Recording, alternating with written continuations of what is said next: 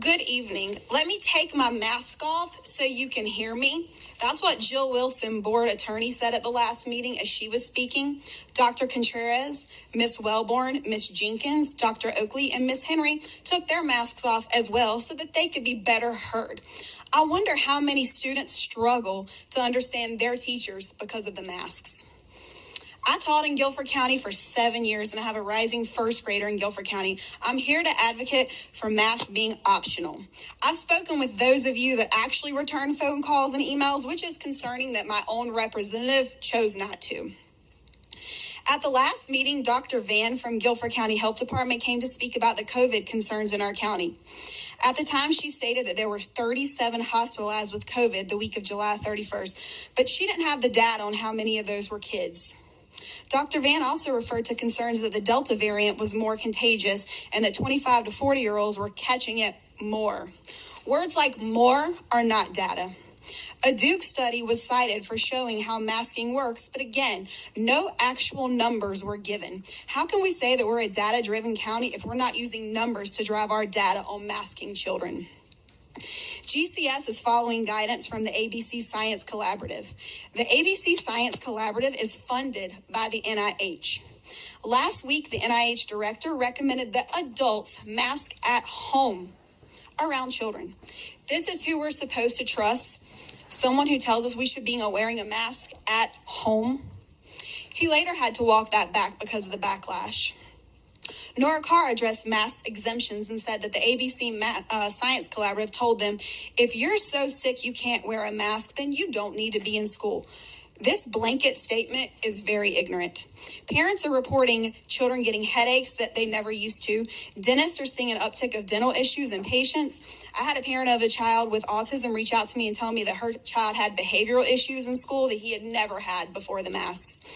Every child's needs are different, and this is why teachers differentiate lessons. This is why parents should be the one to choose what's best for their child. The CDC announced that the week of July 31st, the percentage of children that were hospitalized with COVID was around 25 out of every million kids. They also admitted that many of those were actually in the hospital for non-COVID medical treatment and happened to test positive.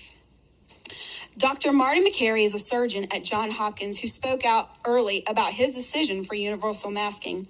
Recently, he spoke about the decision to put masks on children. He said that he understood that parents thought that that was what was needed, and that's what also this board expressed was needed in order to get our children in person. But that's actually not a medical argument. That's a political session.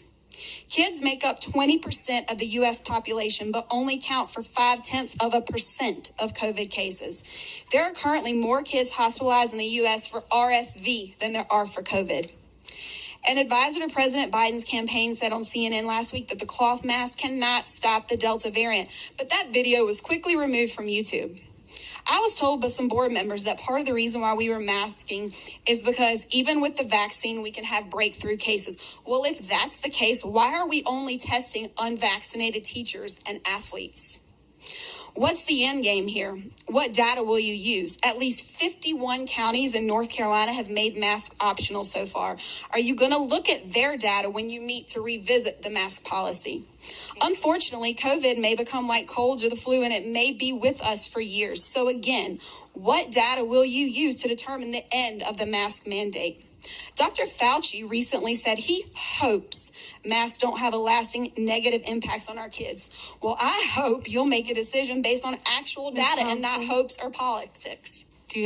You're past your time. Are you almost? I've got one little paragraph left. May I finish? Yes, you may. Thank you so much. Whoa. You could bring in experts that could beautifully argue both sides, but with choice, everyone gets what they need for their kids.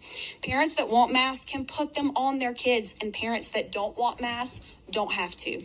Parents should always have the right to choose what's best for our own kids, and optional masks give us that right. Thank you very much. Thank you.